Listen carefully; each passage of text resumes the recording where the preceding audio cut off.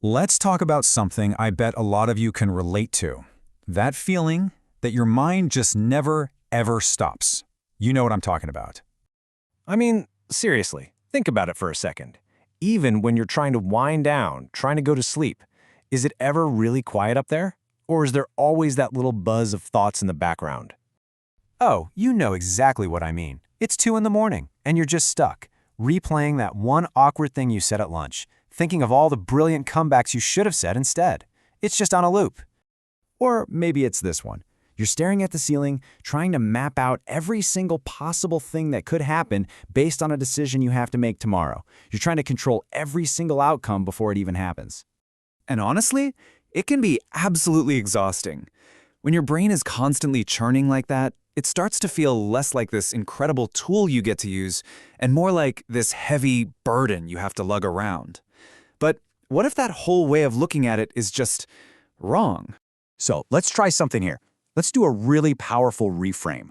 We're going to look at a completely different perspective, one that might just change the entire relationship you have with your own mind. See, we usually call this overthinking. And that word itself sounds negative, right? It sounds like a bug in the system, a flaw that you need to fix. But what if it's not a bug at all? What if it's actually a feature, a sign of a really advanced mind that we could call high mental activity? So what is high mental activity? Well, to put it simply, it's the idea that your mind's default setting is on. It's constantly processing, analyzing things, exploring ideas, and running simulations, even when you're not actively telling it to. It's not a disorder, it's just its mode of operation.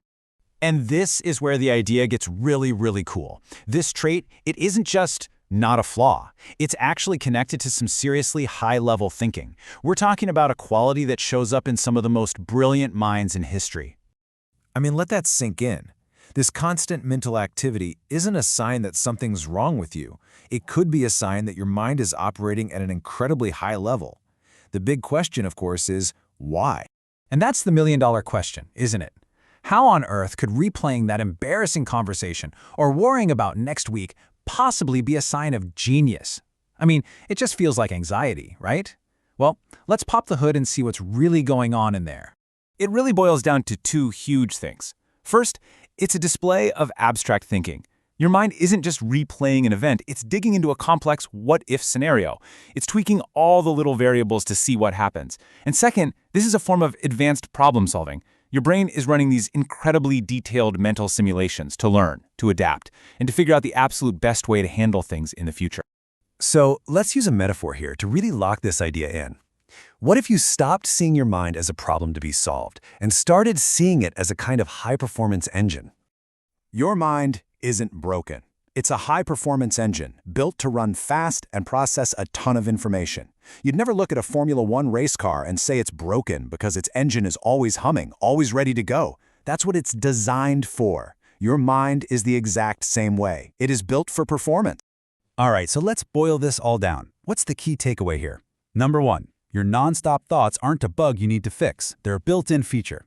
Number 2, what we've been calling overthinking is actually advanced problem solving happening in real time.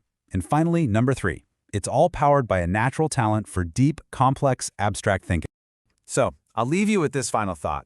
If you stop trying to shut your engine off and instead learn how to get in the driver's seat and steer it, if you just accept that your cognitive engine is always on, what will you choose to build with all that power?